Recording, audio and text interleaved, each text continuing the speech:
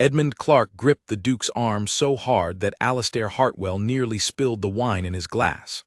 There was no smile on Edmund's face, only a tight, worried line across his mouth, the kind of look a man wears when he has something urgent to say and very little time to say it. "Alastair," Edmund said, pulling him away from the crowd of laughing guests, "you need to listen to me tonight, really listen." The ballroom of Hartwell Manor glittered around them, candles burning in tall silver stands, music rising from the string quartet near the far wall, the sound of heels tapping on polished wood floors. It was the kind of night the Duke had hosted 100 times before, filled with lords and ladies who came dressed in their finest silk and velvet, eager to be seen and eager to whisper about everyone else who had been seen. But Edmund's grip did not loosen. "What is it?" Alastair asked, glancing toward the crowd, already thinking of the 3 conversations he still needed to have before the night was through. There was a trade matter to discuss with Lord Ashworth. There was a letter from London he needed to mention to the family solicitor. There was always something. "It's Eleanor," Edmund said. That got the Duke's full attention, if only for a moment. "What about her?" Edmund lowered his voice, though the music around them made it nearly impossible for anyone else to hear. "Charlotte spoke with her this afternoon. She says Eleanor has not been herself. She barely eats. She stays in her room longer than she used to. And tonight, when Charlotte asked her how she was feeling about the ball, Eleanor said something strange." "Strange how?" "She said she wondered if you would notice she was even here." Alastair let out a short laugh, more out of discomfort than amusement. "Of course I would notice. She's my wife." "That is not what I mean, and you know it is not what I mean." Edmund's eyes did not waver. He had known Alastair since they were boys chasing each other through the orchards behind their father's estates, since long before titles and duties had turned laughter into long silences. He was one of the very few people who could speak to the Duke this way and not fear consequence. "You disappear into these evenings, Alastair. You always have. You get pulled into conversations about trade routes and alliances and old grudges, and somewhere in all of that, you forget there is a woman standing at the edge of the room waiting for you to remember she exists." The words landed harder than Alastair expected. He opened his mouth to argue, but nothing useful came out. "Save the last dance for her," Edmund said. "Whatever else happens tonight, save that. Walk across that floor before midnight strikes and take her hand, and dance with her the way you did the night you married her. That is all I am asking." Alastair looked past his friend's shoulder, searching the crowd until he found her. Eleanor stood near one of the tall windows, dressed in deep blue silk that caught the candlelight whenever she moved. Her dark hair was pinned with small pearls, and her hands were folded in front of her in the careful, practiced way she had been taught since childhood, the way that made her look composed even when she was not. She was speaking with Lady Margaret Ashworth, nodding politely, offering the kind of smile that did not quite reach her eyes. For a moment, watching her from across the room, Alastair felt something tighten in his chest, a flicker of memory. The two of them dancing in this very ballroom on their wedding night, years ago now, when the estate had felt lighter somehow, when duty had not yet settled over every hour of his day like a heavy coat he could not remove. "I hear you," Alastair said finally, turning back to Edmund. "I will find her before midnight." "You said that at the harvest ball last year," Edmund reminded him, "and the year before that. This time is different." Edmund studied his friend's face for a long moment, clearly unconvinced, but he said nothing more. He simply nodded once, released his grip on Alastair's arm, and stepped back into the crowd, leaving the Duke standing alone with the weight of a promise he had made too many times before. Alastair told himself he meant it, he always meant it. But even as the thought formed, Lord Percival Ashworth appeared at his side, a glass of brandy in one hand and a folded letter in the other, his expression carrying the particular urgency of a man who believed his business was more important than anyone else's evening. "Your Grace," Percival said, "a word if you have a moment. It concerns the shipping contracts we discussed last month. There has been a complication." Alistair glanced once more toward the window where Alina stood. She had not moved. Lady Margaret was still talking, and Alina was still nodding, still smiling that careful smile. She'll still be here, he told himself. There is time. Of course, Alistair said, turning to Percival. Tell me about this complication. And just like that, the Duke was pulled back into the current of the evening, one conversation leading into another, one glass of wine leading into the next, the hours sliding past faster than he noticed. He did not see the way Alina's smile faded the moment Lady Margaret walked away. He did not see her glance toward him across the room, hoping, waiting, only to watch him turn his back to answer another question from another guest. He did not see any of it because he was not looking. The evening carried on, bright and loud, and full of the kind of laughter that filled every corner of Hartwell Manor on nights like this. Servants moved through the crowd with silver trays of food and drink. A group of young men near the fireplace argued cheerfully about a horse race that had taken place the week before. Somewhere near the musicians, an older couple danced slowly, clearly still deeply fond of each other after what must have been decades of marriage, and for a brief moment, a few guests nearby stopped to watch them with something like envy. Alina watched them too. She stood a little apart from the crowd now, having excused herself from Lady Margaret's endless commentary on fashion and gossip. Her friend Charlotte Bennet found her there near the window and slipped an arm through hers. You look tired, Charlotte said gently. I am well, Alina answered, though her voice did not sound entirely convincing even to herself. Charlotte glanced across the room, following the direction of Alina's earlier gaze, and found Alistair still deep in conversation with Lord Ashworth, his hands moving as he explained something, his attention fully absorbed. He will come find you, Charlotte said. Edmund spoke to him. I made certain of it. I know you did, Alina said. Thank you for trying. You don't sound hopeful. Alina gave a small, tired smile. I have learned not to count the minutes anymore. It only makes the disappointment sharper when they pass without him. Charlotte squeezed her arm but said nothing more. There was nothing more to say that had not already been said in quiet conversations over tea, in letters exchanged when Alina could not bring herself to speak the words aloud. Charlotte had watched her friend change over the years of this marriage, watched the bright, hopeful young woman who had married the Duke slowly become someone quieter, someone who had learned to expect less so that she would be hurt less. The clock on the far wall read 10:30. 90 minutes until midnight. Alina did not know yet how much would change before the hour struck, how the careful patience she had built around her heart for years would finally reach its limit tonight. Of all nights, in the middle of a ballroom full of candlelight and laughter, and a husband who kept telling himself there was still time. Across the room, Alistair finished his conversation with Percival and reached for another glass of wine, already scanning the crowd for the next person who needed his attention. There always was one. There always would be one, unless he chose, just once, to stop looking for reasons to stay away from the one person who had been waiting for him the longest. He glanced toward the window again. Alina was still there, though her posture had changed slightly, her shoulders a fraction lower, as if some quiet decision was beginning to settle over her, one she had not yet spoken aloud, not even to Charlotte. The music shifted into a new song, slower this time, the kind meant for couples who wish to hold each other close and forget, for a few minutes, that the rest of the room existed at all. Alistair took one step toward her.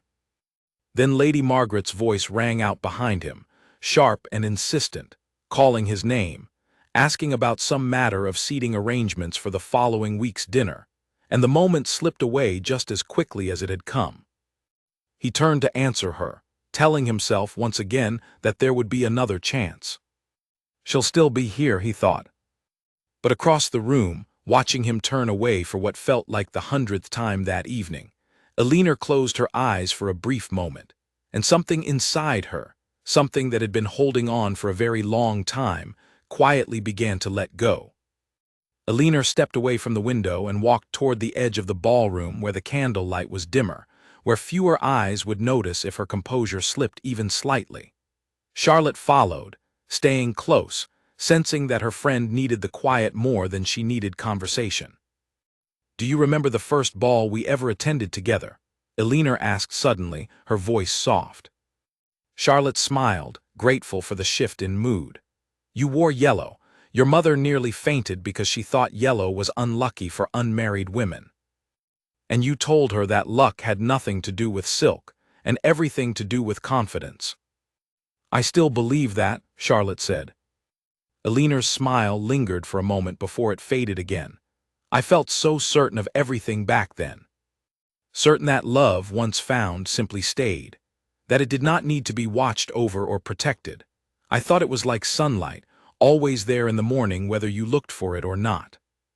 And now I understand that some things need tending, or they grow cold, even when no one meant for them to." Across the room, near the tall marble fireplace, Alastair had once again been drawn into conversation, this time with a group of gentlemen discussing matters of estate management, taxation, and the price of grain, subjects that mattered greatly to the running of Hartwell lands, but meant very little to the woman standing quietly by the window, watching the back of her husband's head as he nodded along with men who would forget this conversation by morning. Elinor had not always felt this way. There had been a time, in the earliest years of their marriage, when she had believed with her whole heart that Alastair Hartwell was the kindest, most attentive man she had ever known. Their marriage had begun as an arrangement, as most marriages among their families did, but it had grown into something neither of their parents had expected. Alastair had been patient with her nervousness in those first months. He had learned the names of her favorite books, the songs she liked to hum while walking through the gardens, the particular way she took her tea in the mornings. He had surprised her once in their second year of marriage, by having an entire greenhouse built simply because she had mentioned, in passing, that she missed the flowers from her childhood home. She thought of that greenhouse now, standing empty for months at a time these days, its glass panels sometimes dusty because Alastair no longer had the hours to walk through it with her the way he once had. It was not that he had stopped loving her. Elinor did not believe that, not truly, not even on her hardest days. It was something quieter and more painful than that. Somewhere between the responsibilities of the title he inherited and the endless demands of managing an estate that touched the lives of hundreds of families, Alastair had begun treating her presence as something permanent, something that did not require effort to keep, the way a person stops noticing the walls of the house they have lived in for many years. She had tried more than once to speak with him about it. She remembered a conversation from the previous winter, sitting together by the fire in his study, when she had gently told him that she missed the way things used to be between them. He had listened, apologized, promised to do better, and for a week or two he had. He had joined her for breakfast each morning instead of eating alone while reading correspondence. He had asked about her day when he returned in the evenings. But slowly, the old patterns crept back in, the way water finds its way back into a path it has worn over many years, no matter how many times someone tries to redirect it. "I don't fault him entirely," Elinor said quietly, almost to herself. "The estate is enormous, the responsibilities never end. I understand the weight he carries." "I know you understand it," Charlotte said, "but understanding a burden does not mean you should carry the loneliness that comes with it forever." Elinor did not answer right away. She watched as Alastair laughed at something one of the gentlemen said, his head tilting back slightly, the way he used to laugh at her jokes years ago, before duty had smoothed most of the laughter out of their private hours together. Near the refreshment table, Elinor's younger sister Grace approached, her cheeks flushed with the excitement of her first proper season among London society, still young enough to believe every dance mattered enormously, and every glance from a handsome stranger might change the course of her life. "Elinor," Grace said, breathless, "Lord Whitfield asked me to dance twice already, twice. Do you think that means something?" Despite everything weighing on her, Elinor managed a genuine smile for her sister. There was something comforting about Grace's bright, uncomplicated joy, a reminder of a version of herself that felt very far away tonight. It likely means he finds you charming, which you are. Enjoy it, Grace. These evenings pass quickly. You always say things like that, Grace said, tilting her head, as though you're remembering something sad. I am simply remembering, Elinor said. That is all. Grace did not press further, distracted a moment later by the sight of Lord Whitfield approaching again, and she excused herself with a quick embrace, hurrying back toward the dance floor with the kind of lightness only a person still new to the world could carry so easily. Charlotte watched Grace go, then turned back to Elinor. You never told her, did you? About how difficult things have been. She is 17 and in love with the idea of love, Elinor said. I will not be the one to take that from her before she has even had the chance to enjoy it. You protect everyone but yourself. Elinor considered this for a long moment, watching the candlelight flicker against the tall windows, watching her own faint reflection layered over the darkness of the night outside. Somewhere beyond that glass, clouds had begun gathering on the horizon, though no one inside the warm, bright ballroom had noticed yet. The air outside was growing heavier, carrying the particular stillness that often came before a storm. Perhaps that is true, Elinor finally said. But tonight, I find myself wondering what it would mean to finally protect myself instead. Charlotte's expression grew serious. What do you mean?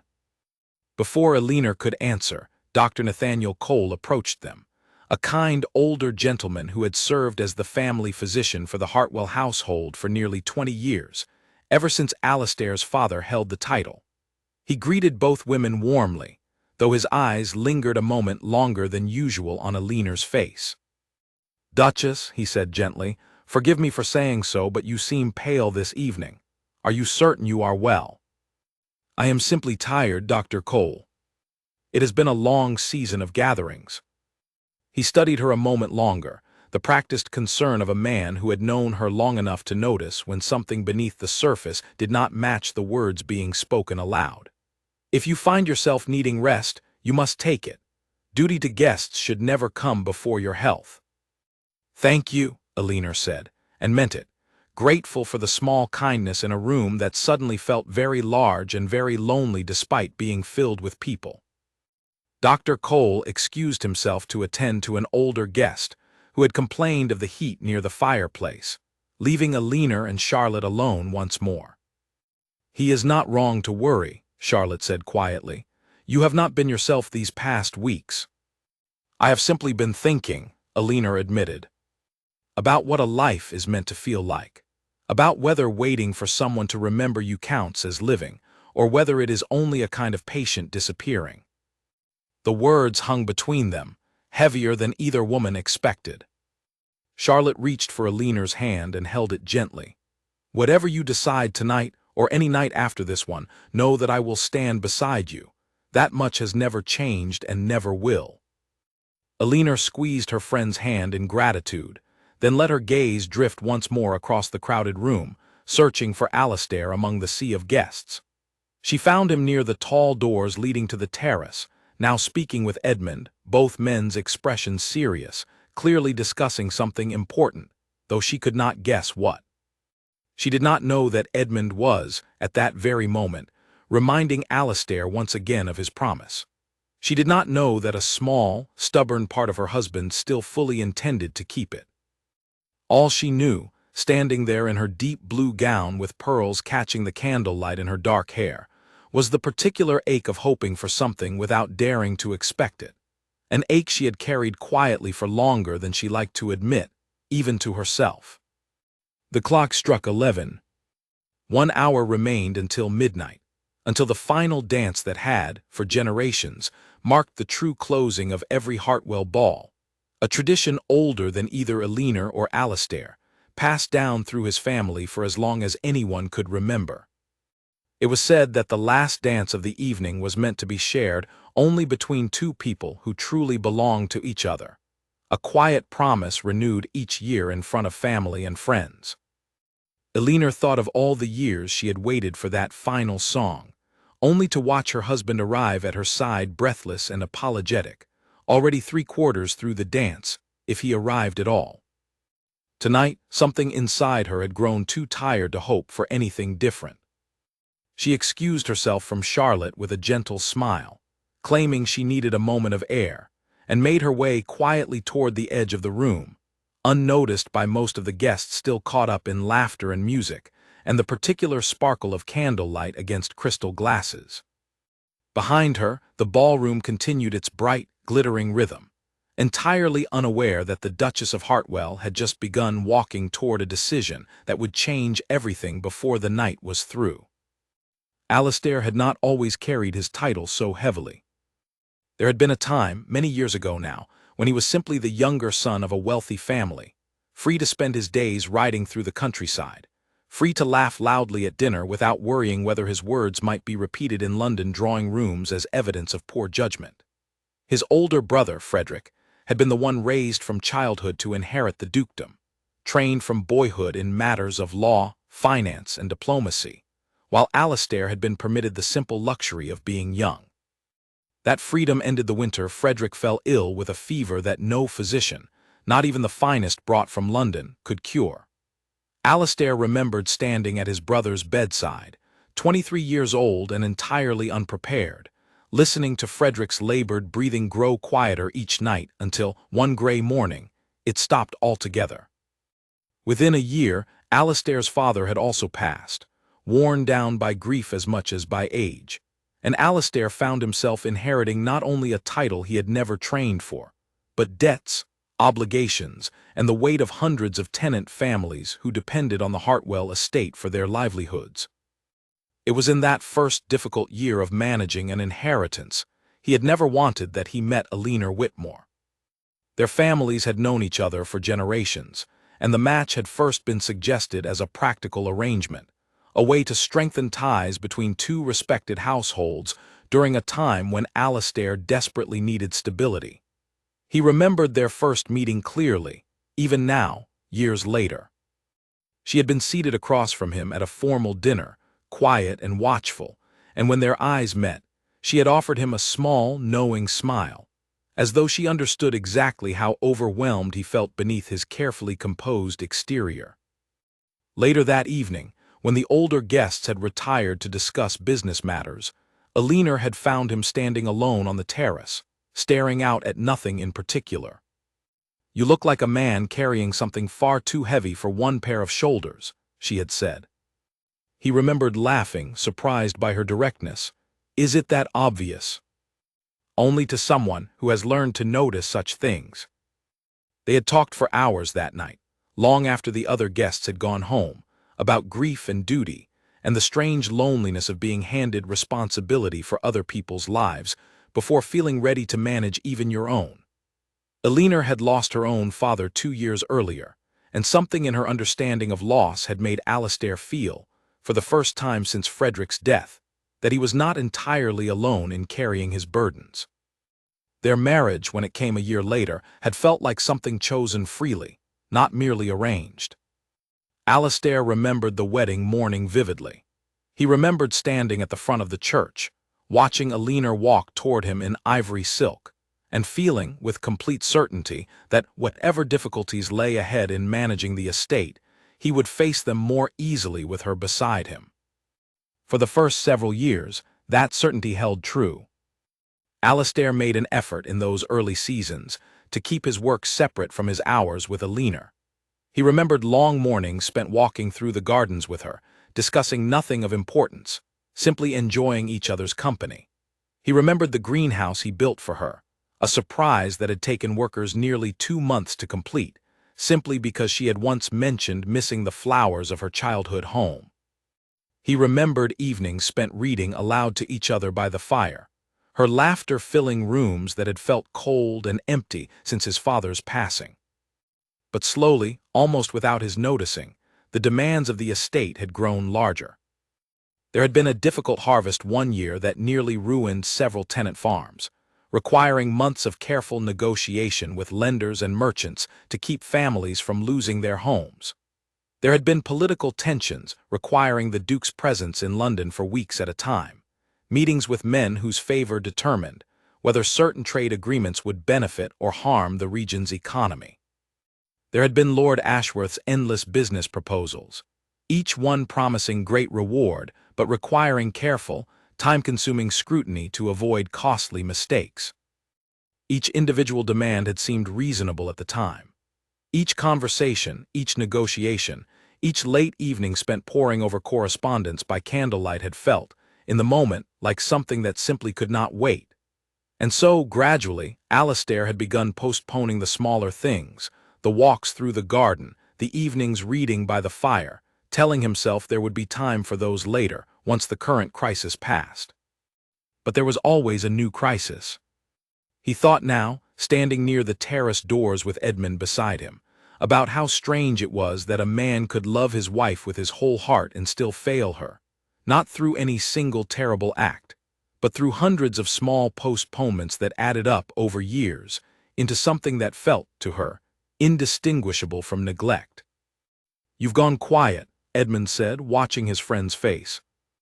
"I was thinking about Frederick," Alastair admitted, "about how differently my life might have gone." "You cannot spend forever wondering about a life you did not live," Edmund said gently. "You can only decide what to do with the one you have." Alastair nodded slowly, his gaze drifting back toward the ballroom, searching once more for Alina among the crowd. He did not see her near the window where she had been standing earlier. A small flicker of unease passed through him, though he told himself she had likely simply moved to speak with other guests, or perhaps stepped away briefly for air. "Go to her," Edmund said quietly, "not at midnight now." For a moment, Alastair considered it seriously. He glanced toward Lord Ashworth, who stood near the refreshment table deep in conversation with several other gentlemen, clearly prepared to corner the Duke again the moment an opportunity arose. He thought of the shipping contract still unresolved, the letter from London still unanswered in his study, the dozen small obligations that always seemed to multiply the moment he tried to set them aside. And then he thought of Alina's face from earlier in the evening, the careful smile that did not quite reach her eyes, and something in him recognized, perhaps for the first time this clearly, how much that expression had come to define their marriage in recent years. "You're right," Alastair said, "I should go now." But before he could take a single step, Lord Ashworth appeared beside him once more, his expression urgent. "Your Grace, forgive the interruption, but I've just received troubling news from my associate in the harbor town. The shipment we discussed may be delayed indefinitely due to complications with the merchant vessel. This could affect the entire agreement." Alastair hesitated, torn between the promise he had just made to himself and the very real concern that a delayed shipment could mean significant financial loss for both estates involved. Loss that would ultimately affect the tenant families who depended on steady income from the trade. "Give me 5 minutes," Alastair said to Ashworth, then turned back toward Edmund. "I will find her the moment this is settled, I swear it." Edmund's expression carried the particular weariness of a man who had heard this exact promise many times before, but he said nothing, only nodded once and stepped back to allow the Duke to attend to business once again. 5 minutes became 15, 15 became 30. The conversation with Ashworth proved more complicated than expected, requiring Alastair to draft a brief letter to be sent by messenger that very night, requiring calculations of potential losses, requiring the kind of careful attention that made the rest of the world fall away entirely while he worked. By the time the matter was finally settled, the clock on the far wall read 1/4 to midnight. Alastair straightened, feeling a fresh wave of urgency, and turned to search the ballroom once more. This time, the unease that had flickered through him earlier returned in full force, because no matter where he looked, he could not find Alina anywhere among the crowd. He searched near the window where she had stood earlier. He searched near the refreshment table, near the fireplace, near the small groups of women exchanging quiet conversation near the edges of the dance floor. He found Charlotte eventually, standing near the terrace doors, and made his way toward her quickly. "Charlotte," he said, "have you seen Alina?" Something in Charlotte's expression shifted, a careful, guarded look crossing her face. "She excused herself some time ago. She said she needed air." How long ago? Charlotte hesitated, clearly weighing how much to say. Nearly an hour, Your Grace. An hour? Alistair felt something cold settle in his chest. An hour was far longer than a simple need for fresh air would explain, especially given how the evening's earlier conversation with Edmund had made clear just how fragile Alina's spirits had been in recent weeks. Did she say where she was going? No, Charlotte said, and then, after a pause that felt heavier than the words themselves, she added, "But I do not think she intended to come back to this ballroom tonight." The music continued around them, bright and cheerful, entirely indifferent to the sudden fear rising in Alistair's chest. Guests laughed and danced and sipped their wine, unaware that anything at all was wrong, unaware that the Duke of Hartwell had just realized with terrible clarity that he might have finally run out of time. He thought of Edmund's warning from earlier in the evening, save the last dance for her. He thought of his own careless answer, "She'll still be here." The clock on the far wall ticked toward midnight, each passing minute now feeling less like an ordinary measure of time, and more like a countdown towards something Alistair was only beginning to understand he could not afford to lose. Alistair moved through the crowd quickly now, no longer concerned with appearances, no longer pausing to exchange polite words with guests who tried to catch his attention as he passed. Edmund noticed the change in his friend's posture immediately and crossed the room to meet him. "What's happened?" "Alina left nearly an hour ago," Alistair said. "Charlotte says she doesn't believe she's coming back tonight." Edmund's jaw tightened, though he did not waste time reminding his friend of the warning given earlier in the evening. There would be time for that later if there needed to be time for it at all. Right now, only one thing mattered. "Have you spoken with the household staff? Someone must have seen her leave." "I'm going to the servants' hall now." Together, the two men made their way out of the ballroom, leaving behind the warmth and music, moving quickly through the long corridor that connected the grand rooms of Hartwell Manor to the quieter working areas of the house. The contrast was immediate and striking, the bright chandeliers giving way to simple lanterns, the polished marble floors giving way to worn wood, the laughter of guests fading into the low hum of servants still hard at work managing the enormous demands of hosting such a large gathering. They found Lucy Marsh, Alina's personal maid, near the linen room, folding fresh cloths with quick, practiced hands. She startled when she saw the Duke approaching with such urgency in his stride. "Your Grace," she said, straightening immediately, "is something wrong? Have you seen the Duchess this evening, since she left the ballroom?" Lucy's expression grew uncertain, clearly sensing the gravity in his voice. "I saw her briefly, Your Grace, perhaps an hour ago. She came to her chambers and asked me to fetch her traveling cloak." "Her traveling cloak," Alistair repeated. That detail alone told him something significant. A woman stepping out for a moment of fresh air did not typically request a traveling cloak, heavy and practical, meant for journeys rather than brief walks in a garden. "She seemed calm," Lucy continued, clearly trying to be helpful despite her growing nervousness. "Composed but quiet. She did not say much to me beyond thanking me for my help this evening. I assumed she meant to return to the ball shortly after." "Did she say anything else?" "Anything at all?" Lucy hesitated, then said carefully, "She asked me to see that her sister was looked after for the remainder of the evening, should she not return before the guests began leaving." The words landed heavily in the small room. Edmund exchanged a glance with Alistair, both men understanding the implication clearly now. Alina had not simply stepped out for air. She had made preparations, quiet and deliberate ones, for an absence she expected to last beyond the end of the ball. "Thank you, Lucy," Alistair said, already turning to leave. "If you think of anything else, anything at all, come find me immediately." He moved next toward the kitchens, where the household's more senior staff often gathered during large events to coordinate the enormous effort of feeding and serving hundreds of guests. There, he found Mrs. Whitfield, the housekeeper who had managed Hartwell Manor's domestic affairs for over 15 years. a woman whose steady, practical nature had made her one of the most trusted members of the household. "Mrs. Whitfield," Alastair said, "I need to know if anyone saw the Duchess leave the house tonight." The housekeeper's expression grew serious immediately, sensing the urgency without needing further explanation. "I believe Henry took her out in the smaller carriage, Your Grace. I saw them near the side entrance not long ago."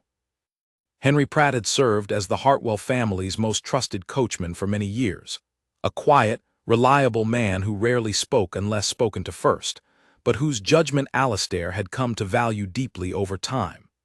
If Henry had taken Alina somewhere, it meant she had given him clear instructions, and Henry would have followed them without question, exactly as he was trained to do. "Is Henry still here?" "He returned perhaps 20 minutes ago, Your Grace. He should be in the stables now, seeing to the horses." Alastair did not wait to hear anything more.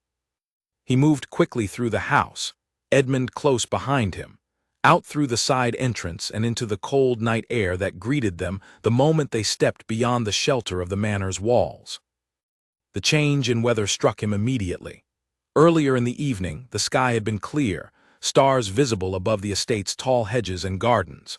Now, thick clouds had rolled in from the west, blotting out the moon entirely, and a sharp wind cut across the courtyard, carrying with it the particular heavy stillness that always preceded a serious storm. In the distance, faint rumbles of thunder rolled across the darkened countryside.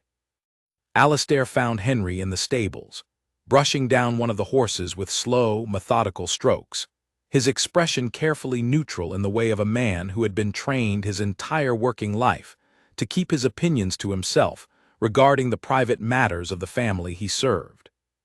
"Henry," Alastair said, his voice carrying more urgency than he intended, "where did you take the Duchess tonight?" Henry set down the brush and turned to face the Duke directly, clearly recognizing that this was not a moment for careful diplomacy. "She asked me to take her to the old lodge, Your Grace, the one near Millbrook, on the northern edge of the estate." The old lodge. Alastair knew the place well, though he had not visited it in years. It had belonged to Alina's family generations ago, a small stone cottage nestled at the edge of a quiet wood, before her father had sold much of the surrounding land during a difficult financial season decades earlier. The lodge itself had been included in the marriage settlement, gifted to Alina as her own private property, separate from the vast holdings of the Hartwell estate. She had spoken of it fondly a handful of times over the years, describing childhood summers spent there with her father before his death, but Alastair could not recall the last time she had actually gone to visit it. "Did she say why?" Henry's expression grew slightly uncomfortable, clearly reluctant to repeat something that felt private, but he answered honestly nonetheless. "She said she needed a place to think clearly, Your Grace. She said Hartwell Manor no longer felt like somewhere she could do that." The words struck Alastair harder than he expected, a quiet confirmation of everything Edmund had warned him about earlier that evening, everything Charlotte had hinted at, everything he had been too distracted, too consumed by other obligations, to fully understand until this very moment. "How far is the lodge from here?" "Perhaps 2 hours by carriage on a clear night, Your Grace. Longer if the storm reaches us before we arrive." Alastair glanced up at the darkening sky, another low rumble of thunder rolling across the distance, closer now than before. Lightning flickered briefly along the horizon, illuminating the thick clouds gathering overhead. "Ready the carriage," Alastair said. "I'm going after her." Edmund stepped forward immediately. "I'm coming with you." "There's no need." "There is every need," Edmund said firmly. "You should not be riding out alone into a storm on unfamiliar roads at this hour, and you know it as well as I do. Let me come." Alastair considered arguing further, but the urgency of the moment outweighed any instinct toward pride or independence. He nodded once, grateful, and turned back to Henry. "How quickly can we leave?" "Within a few minutes, Your Grace. I'll prepare a fresh horse." As Henry moved quickly to ready the carriage, Alastair stood in the cold courtyard, staring out toward the dark tree line at the edge of the estate. beyond which lay the road leading north toward Millbrook and the small stone lodge, where Alina had gone to escape a marriage that had, for too long, made her feel invisible.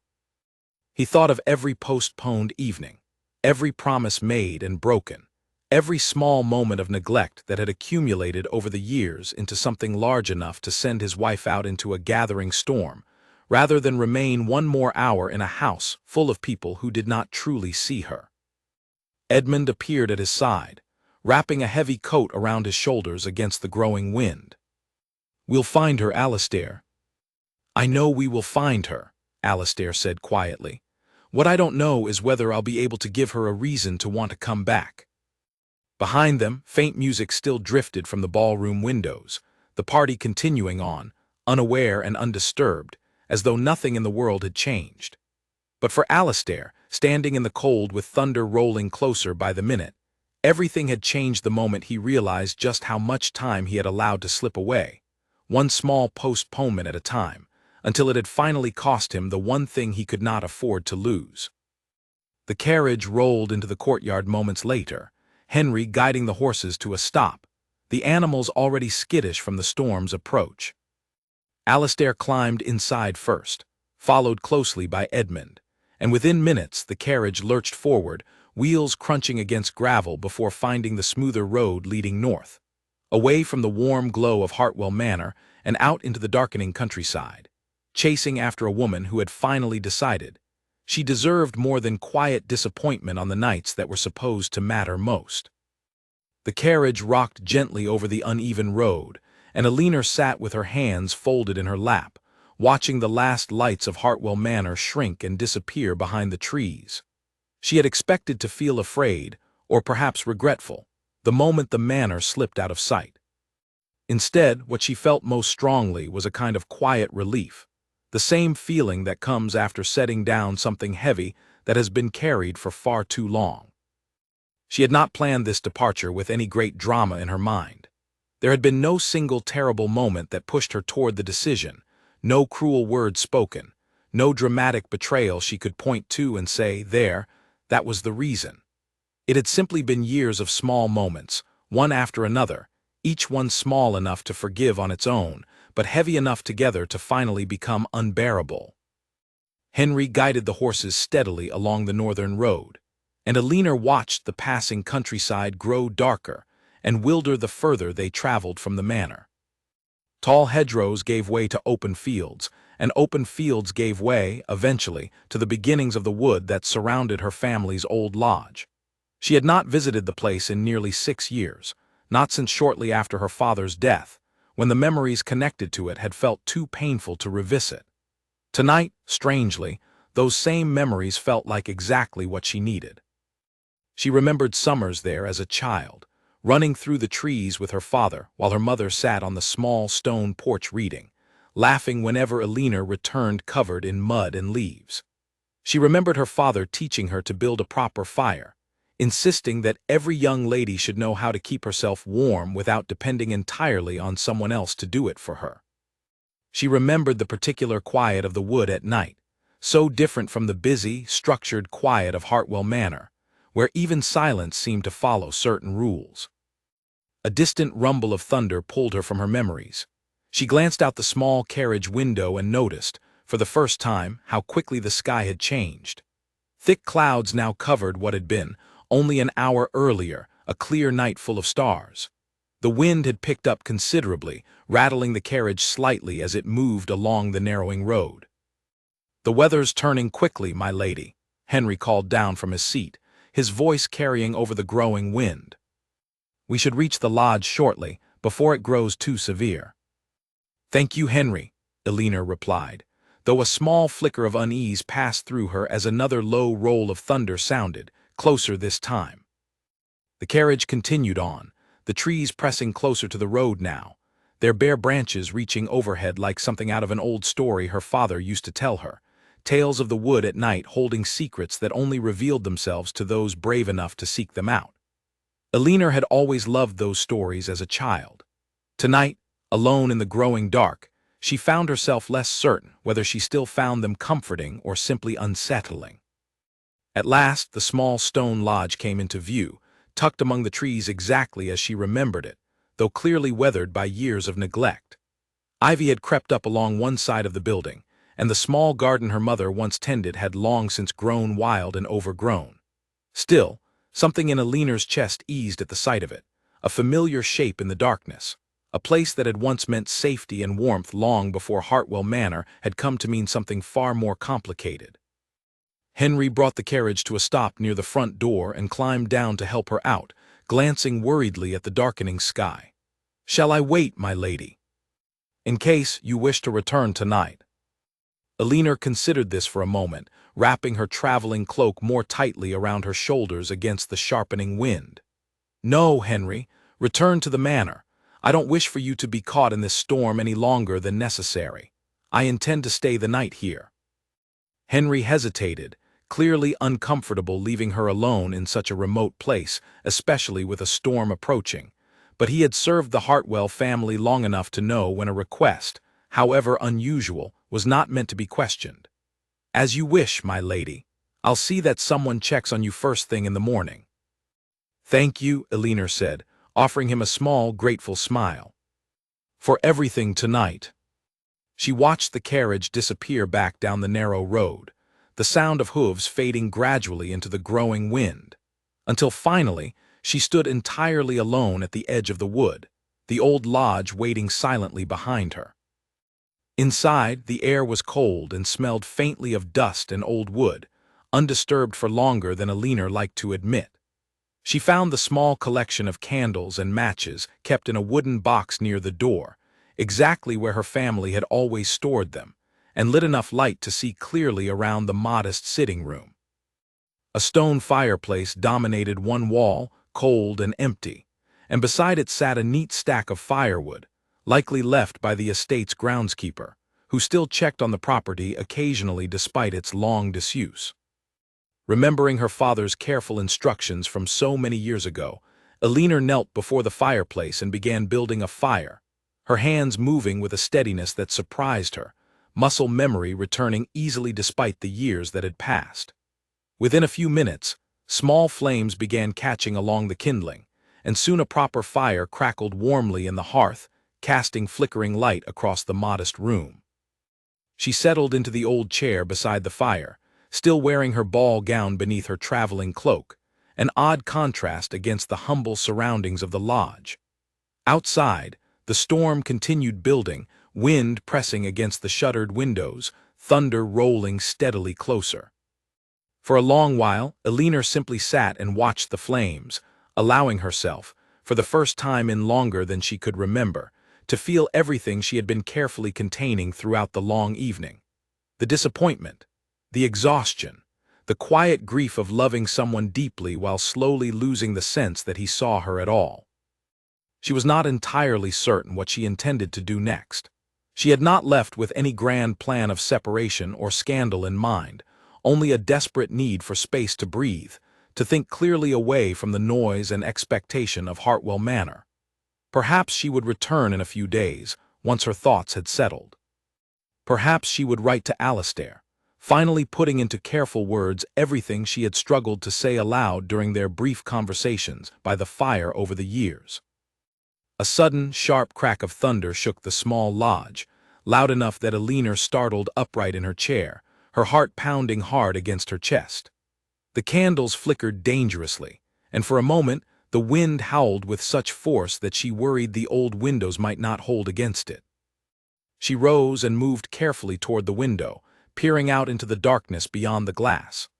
The wood outside had become a chaos of swaying branches and driving rain, lightning illuminating the scene in brief, startling flashes. She had forgotten how isolated the lodge truly was, surrounded on all sides by dense trees, the nearest neighboring property nearly 3 miles distant. A loud crack sounded from somewhere outside, sharper and closer than the thunder, followed by the unmistakable sound of a large branch crashing down not far from the lodge. Alina's breath caught, and she stepped back from the window instinctively, her earlier sense of peaceful solitude now tinged with something closer to genuine unease. She told herself firmly that the lodge had withstood many storms over the years, that the stone walls were sturdy, that there was nothing to truly fear beyond the discomfort of being alone during rough weather. Still, as another violent gust of wind rattled the shutters, she found herself moving closer to the fire, pulling her cloak tighter around her shoulders, listening carefully to every sound the storm produced. It was in that moment, sitting alone beside the crackling fire while the storm raged outside, that Alina allowed herself to fully consider, for the first time, the weight of what she had actually done. She had left her own wedding night's grand ballroom, left dozens of guests, left her husband, all without a word of explanation beyond what Charlotte and Lucy might have gathered on their own. She wondered, with a flicker of doubt she had not allowed herself earlier in the evening, whether Alastair had even noticed her absence yet. Another crash of thunder shook the small building, and this time, beneath the sound of the storm, Alina thought she heard something else entirely. A faint, distant sound that did not belong to wind or rain or breaking branches. She sat very still, straining to listen. For a long moment, there was nothing but the storm. And then, faintly at first, growing steadily louder against the chaos of the wind, she heard it clearly. The sound of horses' hooves, moving quickly along the narrow road toward the lodge. The carriage rattled violently as it sped along the northern road, wheels striking ruts hidden beneath sheets of driving rain. Alastair gripped the edge of his seat, watching through the small window as lightning split the sky above the dark countryside, illuminating trees bent nearly sideways by the force of the wind. "Henry says the lodge is still an hour off," Edmund shouted over the noise of the storm, having just exchanged words with the coachman through the small window connecting them to the driver's box. "The roads are growing worse the further north we travel." "Then we go faster," Alastair said. "Going faster in this is how a man loses a wheel, or worse," Edmund replied, though he did not argue further, understanding well enough that no caution he offered would slow his friend's determination tonight. The horses strained against the storm, Henry's steady hands guiding them expertly despite the poor visibility and treacherous footing. Rain hammered against the carriage roof in relentless waves, and more than once, the entire vehicle lurched sideways as a wheel caught against some obstacle hidden in the darkness, only to be righted again by Henry's practiced control. Alastair stared out into the chaos of the storm, his mind replaying every moment of the evening that had led to this point. He thought of Edmund's warning at the beginning of the ball. He thought of his own careless promise, made not once but many times over the years, always with the same easy confidence that had, this time, finally proven false. "I keep thinking of something my father told me once," Alastair said quietly, his voice barely audible over the storm. Edmund glanced at him. What was that? "He said a title does not make a man important. It only gives him more people who need him to remember that he isn't the only person whose needs matter." Alastair let out a short, humorless laugh. "I understood the words when he said them. I don't think I understood what they truly meant until tonight." Edmund said nothing for a moment, simply allowing his friend the space to sit with the weight of that realization. Outside, another crack of thunder split the sky, followed almost immediately by a jagged flash of lightning that illuminated the entire landscape in stark white light, revealing for one brief instant the narrow road curving ahead through dense trees. Suddenly, the carriage jolted hard, throwing both men forward as Henry shouted something from above, his voice tight with alarm. The vehicle skidded briefly across the muddy road before the horses regained their footing, Henry's firm hand on the reins preventing what could easily have become a serious accident. "Henry, what happened?" Alastair called up through the small window, his heart pounding. "Fallen branch across the road, Your Grace," Henry called back, breathing hard. "Managed to steer around it, but only just. The storm's getting worse by the minute." Alastair exchanged a tense glance with Edmund. Neither man spoke the obvious concern aloud, that continuing forward at this pace through worsening conditions carried real risk, not only to the horses and carriage, but to their own safety as well. Yet turning back now, when they had come this far, felt entirely unthinkable. Keep going, Henry, Alastair called. As safely as you can manage, but keep going. Understood, Your Grace. The carriage pressed onward, more cautiously now, Henry navigating carefully around debris scattered across the road by the fierce wind. Branches littered the path in several places, and twice more the carriage was forced to slow nearly to a stop while Henry assessed whether the road ahead remained passable. During one such pause, Alastair leaned his head back against the carriage seat and closed his eyes briefly, the exhaustion of the evening's fear finally catching up with him. "Do you remember," he said quietly, "the summer we spent at my father's hunting lodge, the year before Frederick took ill? You, Frederick, and I spent nearly every day in those woods, convinced we would find something extraordinary if we simply looked hard enough." "I remember," Edmund said, a small, sad smile crossing his face. "We never found anything more extraordinary than a fox den and a great deal of mud." "Frederick always said the extraordinary thing wasn't what we were searching for in the woods," Alastair continued. "He said it was that the three of us got to spend an entire summer without a single responsibility weighing on us. He said that kind of freedom was the rarest thing a person could have, and that most people didn't recognize how rare it was until they'd already lost it." Edmund studied his friend's face carefully. "You're thinking you've spent so many years chasing responsibility that you forgot what Frederick tried to tell you." "I'm thinking," Alastair said slowly, "that somewhere along the way I convinced myself that loving Alina meant providing for her, protecting the estate for her, securing her future. And I never stopped to consider that all of that means nothing if she doesn't feel loved in the present, in the actual hours of an actual day." The carriage lurched forward again as Henry called down that the road ahead appeared clear enough to continue.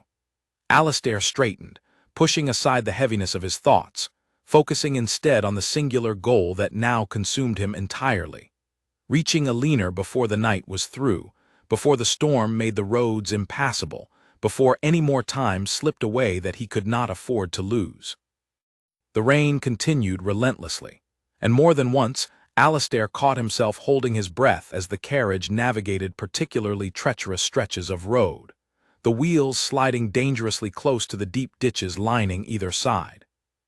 Edmund remained largely quiet during these moments, offering steady, quiet support rather than unnecessary conversation, understanding that his friend needed focus more than distraction. After what felt like an eternity, though Alastair judged from the careful pace they had been forced to keep that perhaps only another hour had passed, Henry's voice called down through the small window once more. "We're close now, Your Grace. The turn toward the lodge should be just ahead." Relief flooded through Alastair, quickly followed by a fresh wave of nervous anticipation. He had spent the entire journey imagining what he might say to Alina once he finally reached her, rehearsing apologies and explanations in his mind, only to find that none of them felt adequate to the years of small neglect he now understood he needed to answer for. The carriage turned onto a narrower path, the trees pressing close on either side, branches occasionally scraping against the carriage roof as the storm continued its assault on the surrounding wood. Alastair peered anxiously out the window, searching the darkness for any sign of the small stone lodge he remembered Alina describing fondly, years ago now, during a quiet conversation he had nearly forgotten until tonight forced the memory back to the surface. A flash of lightning illuminated the path ahead, and for one brief moment Alastair caught sight of a fallen tree blocking the road entirely. Its massive trunk stretched across the narrow path, clearly too large and heavy to move aside easily. "Henry, stop!" Alastair called urgently, just as the coachman himself spotted the obstacle and pulled hard on the reins, bringing the carriage to a shuddering halt only yards from the fallen tree. For a moment, all three men sat in tense silence, absorbing the reality of the obstacle now blocking their path entirely.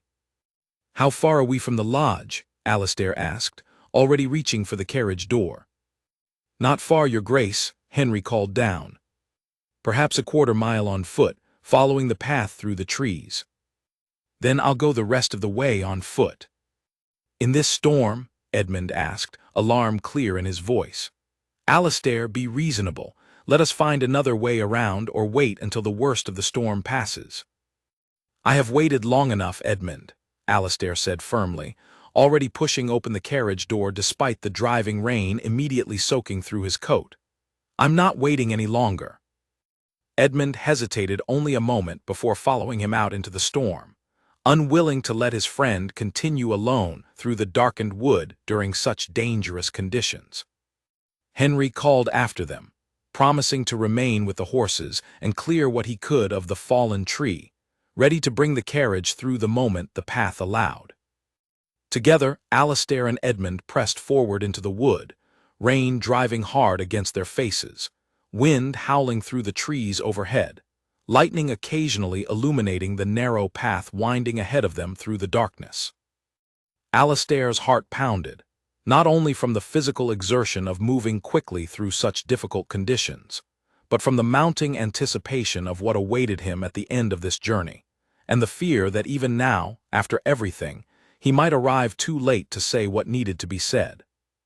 Elinor stood near the shuttered window, listening carefully as the sound of hooves grew louder against the roar of the storm. For a moment, hope and uncertainty tangled together in her chest. She could not be certain who approached, whether it might be Henry returning to check on her earlier than expected, or someone else entirely, a traveler seeking shelter from the violent weather, unaware the lodge was occupied. She reached for the small lantern near the door, intending to see for herself, when a sudden thought struck her. The old wooden footbridge crossing the narrow stream at the edge of the property, the one connecting the main road to the lodge's front path, had always been unreliable even in calm weather. She had crossed it earlier that evening without difficulty, but that had been before hours of relentless rain had swollen the stream considerably. If whoever approached did not know the bridge's condition, they could be riding directly toward serious danger. Without allowing herself time to reconsider, Elinor pulled her cloak tightly around her shoulders and stepped out into the storm, lantern raised against the driving rain, moving quickly down the overgrown path toward the sound of approaching hooves. The wind struck her immediately with startling force, nearly extinguishing her lantern flame despite its glass covering. Rain soaked through her cloak within moments, and the ground beneath her thin slippers, still meant for dancing rather than walking through storms, had turned to thick, slippery mud. She pressed forward regardless, following the narrow path as it wound down toward the stream, her heart pounding harder with every step, though whether from fear or exertion, she could not entirely say. Through the darkness and rain, she caught sight of two figures moving along the path from the opposite direction, struggling against the same fierce wind that pushed against her. For one confused moment, she could not make out who they were. Then a flash of lightning illuminated the scene clearly, and she recognized, with a jolt that had nothing to do with the storm, the unmistakable figure of her husband, soaked through and moving with obvious urgency toward the lodge. "Alastair," she called out, though the wind swallowed most of the sound before it could carry. He did not appear to hear her, continuing forward along the path, unaware that the old wooden bridge lay directly ahead of him, hidden partially by overgrown brush and darkness, its condition far more dangerous now than it had been even an hour earlier. Elinor pushed forward faster, ignoring the mud pulling at her slippers, ignoring the branches scraping against her cloak as she hurried down the narrowing path. "Alastair, stop."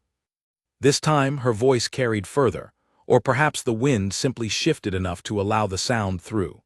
She saw him turn, saw the flash of recognition and relief cross his face even through the darkness and rain, and watched him quicken his pace toward her, Edmund close behind him. "The bridge," Elinor called out urgently, gesturing toward the dark shape barely visible ahead through the trees. "It isn't safe. The stream has risen too high." Alastair slowed immediately, peering ahead through the darkness, and in the next flash of lightning he saw clearly what she meant. The narrow wooden bridge, never particularly sturdy even in the best conditions, now sat partially submerged beneath rushing water, its old boards visibly straining against the force of the swollen stream. "We'll go around," Edmund said quickly, already scanning the darkness for an alternate path. But before any of them could move further, a sharp cracking sound echoed through the storm, followed immediately by a violent gust of wind that tore through the trees overhead. Elinor looked up just in time to see a large branch, weakened by the fierce weather, break free from a nearby tree and come crashing down directly toward the section of path where she stood. "Elinor," Alistair's voice cut through the storm with pure alarm. She stumbled backward instinctively, her slipper catching against a root hidden beneath the mud, and she fell hard onto the slick ground just as the branch crashed down mere feet from where she had been standing, close enough that broken twigs and leaves scattered across her cloak. For a moment, the world seemed to hold its breath, the storm continuing to rage around them while everything else stood frozen in shock. Then Alistair was there, dropping to his knees beside her in the mud, hands moving quickly but carefully over her shoulders, checking for any sign of injury with an urgency that spoke louder than any words could have managed. "Elinor, are you hurt? Can you hear me?" "I'm all right," she managed, though her voice trembled slightly, the shock of the near miss finally catching up with her. "Only startled. I'm all right, Alistair." Relief flooded across his face so completely that for a moment he simply knelt there in the mud and rain, holding her steady, unable to find any words at all. Edmund moved quickly to help them both to their feet, glancing warily up at the trees overhead, wary of any further danger from the storm's continued assault on the old wood. "We need to get out of the open," Edmund said urgently. "There could be more branches coming down." Alistair nodded, still keeping a careful, steadying arm around Elinor as they made their way, more cautiously now, along a narrow secondary path that skirted around the flooded bridge, leading toward the lodge from a different angle. Elinor guided them, her knowledge of the property from childhood proving invaluable despite the darkness and driving rain, until finally, the small stone lodge came into view once more, its windows glowing faintly with the warm light of the fire she had built earlier. They hurried the final distance together, and the moment they crossed through the lodge's front door, the sudden absence of wind and rain felt almost startling after the chaos they had just survived. Elinor sank into the nearest chair, breathing hard, while Edmund secured the door firmly against the continued storm outside. Alistair knelt before her once more, his hands still trembling slightly from the fright of watching that branch fall so close to where she had been standing. "I thought," he began, his voice catching, "for one moment I truly thought." "I know," Elinor said softly, reaching out to steady his hands with her own. "I know what you thought, I felt it too." For a long moment, neither of them spoke, simply absorbing the reality that they had both, in different ways, come dangerously close to losing something that evening, and that the storm outside, violent as it was, had done nothing compared to the years of quiet distance that had nearly cost them just as much. Edmund, sensing the private nature of the moment unfolding before him, quietly excused himself toward the small kitchen at the back of the lodge, murmuring something about finding dry wood and checking whether the storm showed any signs of easing, leaving Alistair and Elinor alone beside the fire for the first time all evening. Outside, thunder continued rolling across the darkened countryside, and rain still lashed hard against the shuttered windows. But inside the small stone lodge, warmed by firelight and finally free of the crowded ballroom's endless demands and distractions, something long neglected between them had, at last, begun the slow, careful work of finding its way back. The fire crackled steadily in the small stone hearth, casting warm light across the modest sitting room, and for a while, neither Alistair nor Elinor spoke. He remained kneeling beside her chair, her hands still held gently in his own, both of them soaked through from the storm outside, mud still clinging to their clothes, yet neither seemed to notice or care. Finally, Alistair broke the silence. "I owe you an explanation. Many of them, I think, though I'm not certain any explanation could account for how long I let this go on." Elinor studied his face carefully in the firelight, searching for something, though she could not have said exactly what. "I don't need explanations tonight, Alistair. I've heard explanations before. What I need is to understand whether anything is actually going to change, or whether we'll simply return to Hartwell Manor tomorrow and fall back into the same patterns within a week." Her honesty struck him, though he found he was grateful for it rather than wounded by it. Too many of their previous conversations had circled carefully around difficult truths, both of them softening their words out of habit or politeness, until nothing ever truly changed as a result.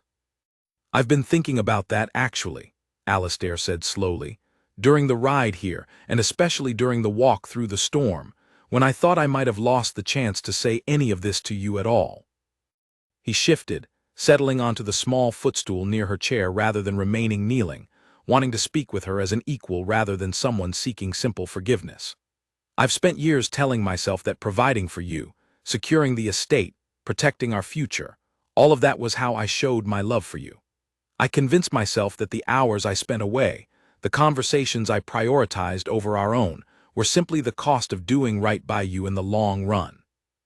"And now," Elinor asked quietly, "I understand that a future built on neglecting the present isn't really a future worth having. I understand that you needed me in the actual hours of actual days, not only in the promise of some eventual security I kept postponing everything else to protect." He paused, searching for the right words, unwilling to offer easy promises that would prove as hollow as the ones he had made throughout the evening. "I don't know if I can change everything overnight. The estate still has real demands. Lord Ashworth will still have his contracts, and there will still be difficult harvests and complicated politics. But I can promise you this. I will not let those things convince me, ever again, that you are the one thing that can simply wait." Elinor was quiet for a long moment, the firelight flickering across her face as she considered his words carefully. "Do you know what frightened me most tonight, Alistair? It wasn't the branch that fell, though I won't pretend that didn't shake me. It was realizing, sitting here alone before you arrived, that I had grown so accustomed to disappointment that I nearly convinced myself leaving quietly, without even a proper conversation, was easier than continuing to hope you might change." The admission struck him deeply, more painful than any accusation could have been, precisely because he understood how much quiet resignation it represented. Years of small disappointments accumulating until hope itself had begun to feel like an unnecessary risk. "I don't want you to have to convince yourself of anything anymore," Alistair said. "I want to earn your hope back properly, through actions rather than simply through words spoken during a storm when emotions run high. I know that will take time. I'm asking you to give me that time, if you're willing." Elinor reached out and brushed a strand of wet hair back from his forehead, an old, familiar gesture from earlier years of their marriage that neither of them had offered in longer than either cared to admit. "I am willing," she said softly, "but I need you to understand something in return. I don't need grand gestures, Alistair. I don't need another greenhouse or an elaborate promise made in the heat of a dramatic moment. I need the small, ordinary things. Breakfast together, without correspondence pulling your attention away. An evening walk through the garden, even a short one, simply because you wanted my company rather than because you felt obligated to offer it. Those are the things that build a marriage, not grand rescues during storms, however meaningful this one has been." "I understand," Alistair said, and found, somewhat to his own surprise, that he meant it more fully than he had meant any promise he had made earlier that evening. "The small things. I can do that. I want to do that." From the small kitchen at the back of the lodge, Edmund's voice called out cheerfully, breaking the quiet intimacy of the moment with deliberate, thoughtful timing. "I've found some dry wood and a bit of tea if either of you are interested. Also, I should mention, the storm appears to finally be easing." Elinor smiled, grateful for her friend's tact in giving them privacy while still checking in with gentle humor. "Thank you, Edmund," she called back. "Tea sounds wonderful." As Edmund busied himself in the kitchen, giving them a few more private minutes, Alistair rose from the footstool and extended his hand toward Elinor, an unmistakable invitation in the gesture. "What are you doing?" she asked, though a small smile had already begun forming at the corners of her mouth. "I made a promise tonight," Alistair said. "One I intend to keep, even if it's several hours late and taking place in front of a modest fireplace rather than a grand ballroom." Understanding dawned in Elinor's expression, and something in her posture softened completely, years of careful guardedness finally easing in the warm firelight. She placed her hand in his and allowed him to help her rise from the chair. There was no orchestra here, no crowd of watching guests, no glittering chandeliers or polished marble floors. There was only the crackling fire, the fading sound of rain against the shuttered windows, and the quiet, steady presence of two people finally choosing to see each other clearly after too many years of careful distance. Alistair drew Elinor close, one hand resting gently at her waist, the other holding her securely, and together they began to move slowly around the small room, an imperfect, improvised version of the dance that had, for generations, marked the closing of every Hartwell ball. "This is not exactly the last dance tradition intended," Elinor said softly, resting her head lightly against his shoulder as they moved. "No," Alistair agreed, his voice low and steady. "But perhaps it's a better one, a dance chosen for its own sake, rather than one performed out of obligation to tradition." They continued moving slowly around the small room, the fire casting long, warm shadows across the walls, both of them soaked and mudded and utterly unconcerned with how disheveled they must have appeared. For the first time in longer than either could easily recall, the space between them felt entirely closed, no distraction pulling at Alistair's attention, no careful guardedness holding Elinor's heart at a protective distance. "I meant what I said earlier," Alistair murmured, "about the small things. I want to prove it to you, not just tonight, but every ordinary day after this one." "I intend to hold you to that," Elinor said, though her voice carried warmth rather than warning, a promise of genuine hope rather than lingering doubt. Outside, the storm continued its slow retreat, thunder growing more distant with each passing minute, until only the gentle patter of lighter rain remained against the old stone walls of the lodge. Inside, warmed by firelight and by the fragile, hard-won beginning of something neither of them intended to take for granted again, the Duke and Duchess of Hartwell continued their quiet dance long after the music from the grand ballroom, miles away, had finally faded into silence. Edmund appeared eventually with tea, pausing in the doorway for a long moment before entering, content to let his two closest friends have this quiet, private victory without interruption. He set the tray down softly on a nearby table and allowed himself a small, satisfied smile, remembering the warning he had given Alistair at the very beginning of the evening, a warning that had, despite every obstacle the night presented, ultimately been heeded, however late, however imperfectly. "Save the last dance for your wife," he had said. Tonight at last the Duke of Hartwell finally had. Morning arrived quietly over the woods surrounding the old lodge, sunlight breaking gently through clouds still thinning from the night's storm. Elinor woke first, wrapped in a blanket Edmund had found in one of the small bedroom chests, and found Alistair asleep in the chair beside her, still dressed in his rain-soaked evening clothes, unwilling the night before to leave her side even long enough to properly rest. She watched him for a long moment before he stirred, remembering all the mornings over the years when she had woken alone in their grand chambers at Hartwell Manor, listening to him already moving through the house, absorbed in correspondence and estate business before she had even risen. This morning felt entirely different, quiet and unhurried, nothing waiting beyond these walls that could not wait a little longer still. When Alistair woke and found her watching him, he smiled, a genuine, unguarded smile she had not seen from him in longer than she wished to admit. "Good morning," he said softly. "Good morning," she replied, and found, to her quiet relief, that the word carried none of the careful distance it so often had in recent years. They returned to Hartwell Manor later that morning, once Henry arrived with news that the fallen tree had been cleared from the road, and the worst of the storm had fully passed. The grand house looked different somehow in the clear morning light, the ballroom now silent and empty, servants quietly restoring order after the previous night's celebration, entirely unaware of everything that had unfolded miles away at the small lodge in the wood. Charlotte found Elinor within the hour, relief evident on her face the moment she saw her friends safely returned. "I worried terribly," Charlotte admitted, embracing her tightly. "Edmund sent word ahead with one of the stable hands, but I did not fully breathe easy until I saw you myself." "I am well," Elinor said, and this time the words carried none of the hollow reassurance she had offered so many times before. "Better than well, actually." Charlotte studied her friend's face carefully, noting something different in her expression, a lightness that had been missing for longer than either of them cared to name aloud. "I take it the conversation with the Duke went better than expected." "It did," Elinor said simply, though the small, private smile that followed told Charlotte everything else she needed to know.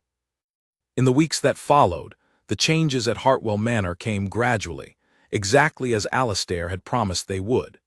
He began each morning with breakfast at Elinor's side, correspondence left untouched until afterward, a habit he maintained even during particularly demanding weeks when the temptation to return to old patterns pulled at him strongly. He walked with her through the garden most evenings, sometimes discussing matters of the estate, more often discussing nothing important at all, simply enjoying the easy comfort of shared company that had been missing from their marriage for far too long. Lord Ashworth's business proposals still arrived regularly, and the demands of managing hundreds of tenant families never fully disappeared. But Alastair learned, slowly and imperfectly, to set boundaries around his time that he had never previously considered necessary.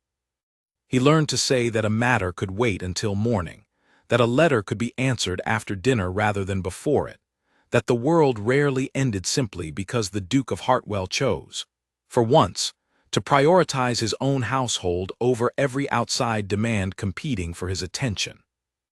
Edmund visited often during those weeks, and more than once he caught himself smiling quietly at the sight of his old friend, genuinely present in conversation, no longer distracted by the endless mental calculations of estate business, even during casual visits between friends. "You've changed," Edmund observed one afternoon, as the two men walked together along the estate's eastern fields. "I nearly lost something I couldn't have replaced," Alastair replied simply. "That tends to change a person's priorities rather quickly." The old lodge near Millbrook, once left neglected for years, became something of a regular retreat for the Duke and Duchess in the months that followed, a place separate from the demands and formalities of Hartwell Manor, where they could simply be Alastair and Elinor rather than the Duke and Duchess of Hartwell. Elinor restored the small garden her mother had once tended, and Alastair, somewhat to his own surprise, found he enjoyed the quiet, unhurried work of clearing overgrown paths and repairing the modest stone walls, a stark and welcome contrast to the constant demands of managing a vast estate. Grace, still delighted by her budding romance with Lord Whitfield, often remarked that her sister seemed different in the months following that particular ball, brighter somehow, though she never learned the full details of what had transpired that stormy night. Elinor preferred it that way, content to let her sister continue enjoying her own uncomplicated season of hope, without the weight of knowing how close her sister's own marriage had come to genuine heartbreak. The following year, when the annual Hartwell Ball arrived once more, the household staff noticed a small but meaningful change in the evening's usual rhythm.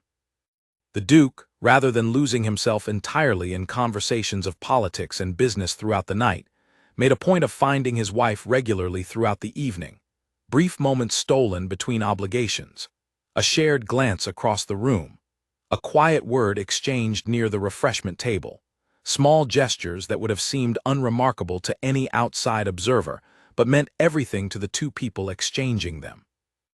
When midnight finally arrived and the orchestra began the evening's final song, Alastair did not need reminding from Edmund this time.